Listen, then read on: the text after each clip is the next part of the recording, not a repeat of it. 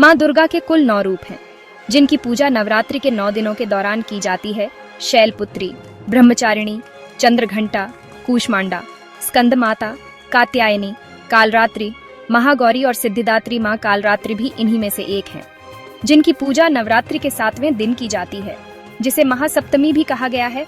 माँ दुर्गा ने ये अवतार बुराई का नाश करने हेतु लिया था।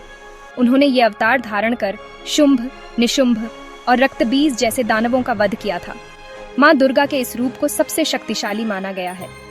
इनके शरीर का रंग घने अंधेरे के भांति काला है और माता के अत्यंत लंबे केश खुले और बिखरे हैं। माँ कालरात्रि के गले में विद्युत की तरह चमकने वाली माला सुशोभित है। 4 भुजाओं वाली कालरात्रि देवी गधे पर मंडित रहती है। इनके बाएं हाथ में लोहे का कांटेदार अस्त्र अलंकृत है और दूसरे में एक कतार है। माँ कालरात्रि का दायां हाथ हमेशा ऊपर की तरफ उठा रहा है, जो लोगों को सदैव अपने आशीर्वाद से सुसज्जित रखता है।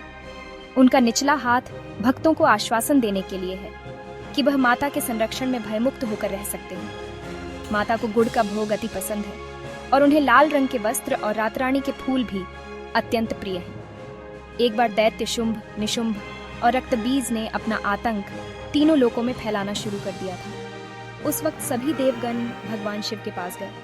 जब भगवान शिव ने सभी देवताओं को चिंतित देखा तो उनसे उनकी चिंता का कारण पूछा। तब देवताओं ने शिव शंकर से कहा, हे भोलेनाथ, शुंभ, निशुंभ और रक्तबीज नामक दानवों ने अपने उत्पाद से हम सभी को परेशान कर रखा है। कृपया कर हमारी मदद करें।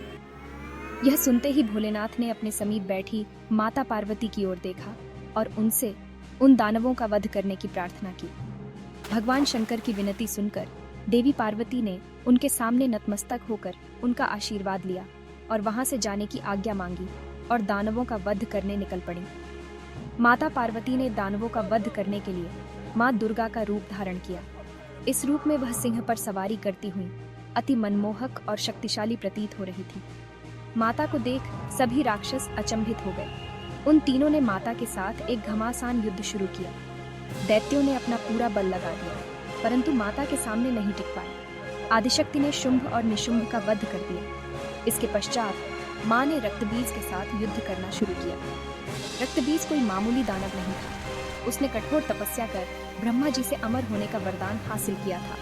ब्रह्मा जी ने उसे यह वरदान दिया था कि जब भी उसे कोई मारने का प्रयत्न करेगा, तब उसके शरीर से निकली खून की बूंदें जैसे ही धरती को स्पर्श करेगी, वैसे ही अनेक रक्तबीजों का जन्म होगा। इसी वरदान के अनुसार जैसे ही माता ने उस पर प्रहार किया, उसकी खून की बूंदें धरती पर गिरी और अत्यंत रक्तबीज प्रकट हो गए। उसी क्षण माता ने कालरात्रि का रूप धारण किया। माँ दुर्गा के शरीर से एक ऊर्जा का संचार हुआ और माँ कालरात्रि का निर्माण हुआ। भले ही वो दानव अति शक्तिशाली था, परंतु माता से जीत पाने का सामर्थ्य उसके अंदर नहीं था। माँ कालरात्रि ने रक्तबीज को अपनी कटार से मार गिराया और जैसे ही उसके शरीर से खून बहने लगा, उन्होंने उसका रक्तपान कर लिया। माँ कालरात्रि की पूजा सप्तमी के दिन करने के पीछे भी एक बहुत बड़ा कारण है। कहा जाता है कि 6 दिन देवी की पूजा करने के बाद 7वें दिन हमारा मन सहस्त्र चक्र में स्थित होता है। इस चक्र में हमारा मन सबसे साफ और शुद्ध स्थिति में होता है। इस वक्त कालरात्रि की पूजा करने से हमें ब्रह्मांड की सभी सिद्धियों की प्राप्ति होती है और सारी असुरी शक्तियाँ हमसे दूर भाग जाती हैं।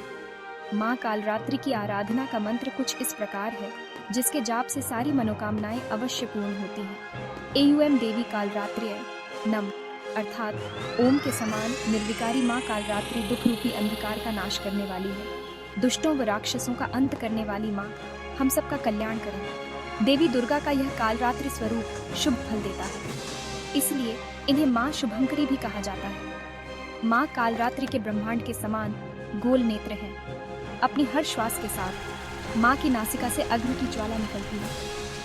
अपने 4 हाथों में खड्ग, लोहे का अस्त्र, अभय मुद्रा और वर मुद्रा किए हुए माँ अपने वाहन गरुड़ पर सवार है। माँ दुर्गा का यह अति शक्तिशाली रूप हमें यह सिखाता है कि बुराई कितनी भी शक्तिशाली क्यों न हो, परंतु उसे अच्छाई के आगे घुटने टेकने ही पड़ते हैं। जो इंसान सच्चे मन से माँ की पूजा करे, माँ किसी न किसी रूप में अवतरित होकर उनके जीवन से सभी बुराइयों का नाश करेगी।